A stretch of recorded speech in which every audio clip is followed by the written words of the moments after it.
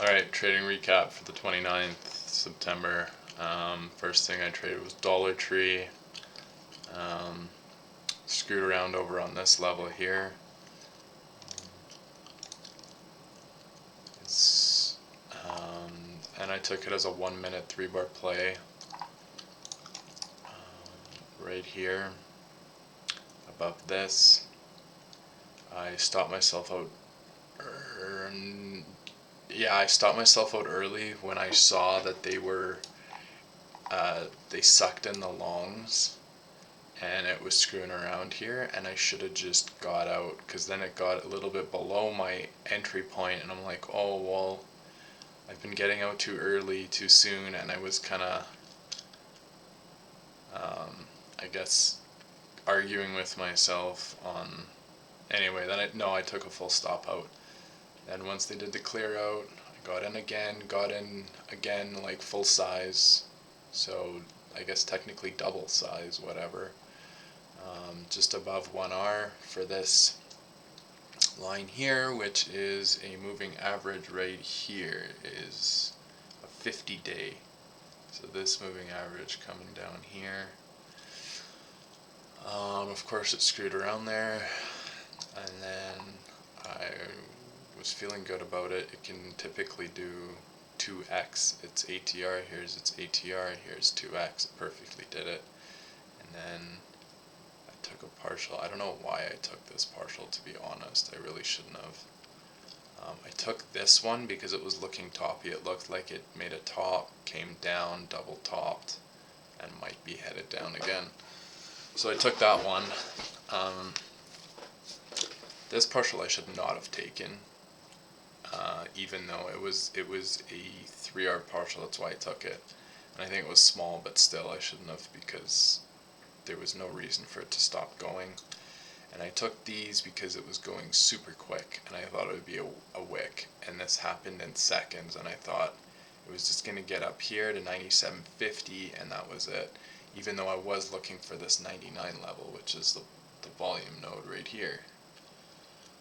So that's why I had this, but the level right here was this 97.30, which is where I took my profits into.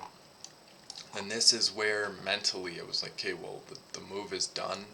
This is red boxes where I was mentally gonna, short with a stop above here, and I still think that's probably the right trade. I think this thing is still probably done down to 96.50. I'll check it at the end of the day and kind of see if that's kind of what happens, or if,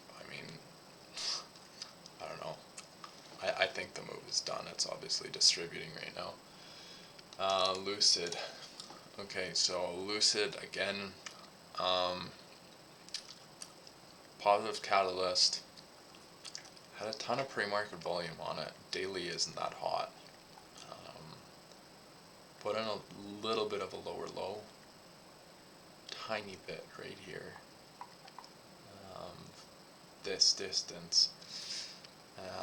So I'm not thinking that it had, it did have a 20% short float on FinViz, but I mean, that's obviously way outdated. Look at a rip now. So there's a couple of volume lines. There's the big one here at 26.70. Of course, it screwed around there as well. And then I was looking for this one, which I got, and I don't know what the heck this is. This is the R5 line. So this one was also, this was a 1 minute breakout play is what this one was. I really wanted to take it a lot sooner. I saw it over here and I wanted to take it. I was feeling really good about it, but I got slippage on this drive. I could have very easily have gotten in here, and then it kind of went up, and I was like, okay, it retested this volume zone. It went up and it came back down. I was like, I'd rather be break even than not get the move. Of course, right as soon as I get out, it rips. Then I knew it would screw around here a bit more, but I didn't want to miss the move. So then it goes back up, peekaboo's past, screws around, and I was like, I'll get in on the retest, what I thought was the retest. But I had a stop loss down here because I figured I figured that they would still do a bit more. I figured I was far enough if they did a clear out. And then once it came back above, I added again, like double size, 1R, waited. I got my, like the next partial, I totally skipped 2R. I just got 3R and then 4R, I guess. No, just 3R. And I was looking for this level as well as this volume. And then I knew it was done up here, but I was busy at that point and I couldn't get to my keyboard in time to get out, and my stop loss was right under that, and I'm fine with it. And I don't know what the heck this is. Like, whatever. Of course, someone has to chase it. So, there it is. Pretty much did its entire ATR. Honestly, I can see this thing, I can see it rip throughout the day, go to 29 or something. It did have a catalyst today of sorts. Yeah, right here.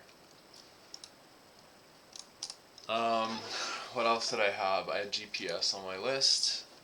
GPS I thought could break out. It was consolidating. It was green candles slowly on higher volume, and I thought today could be a really big day, and I bet it still will be, because SPY is having a wicked day. Yeah, so I was looking for this, see the volume node right here, and then up here is the 50 moving average. So I was looking for it, but it came down, it bounced off basically yesterday's kind of high, or I guess 2 days ago high. And then you can see that right here, and then it just V-bottomed and ran. Now I was looking at it here as a long, but I thought that they would kind of retest more and then go. I didn't think it would just straight up.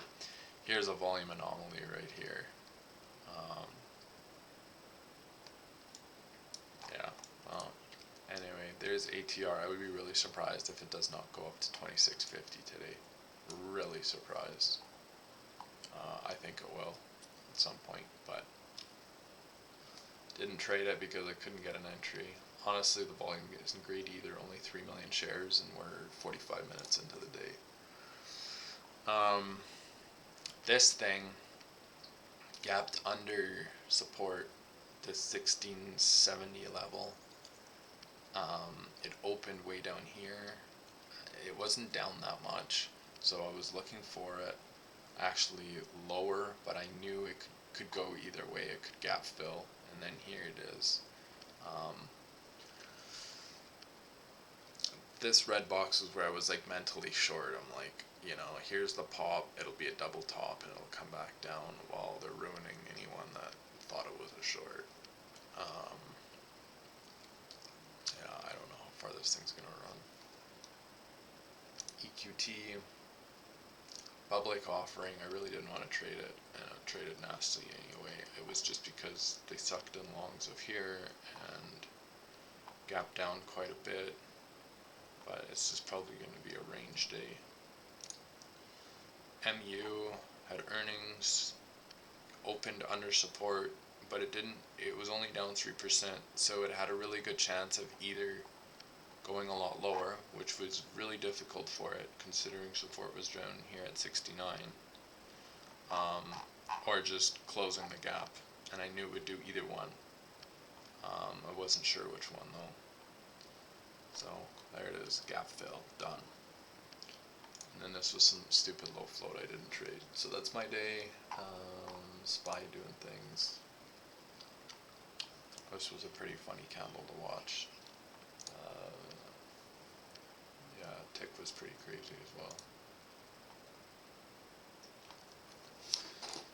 Alright, so 3-hour day or some nonsense.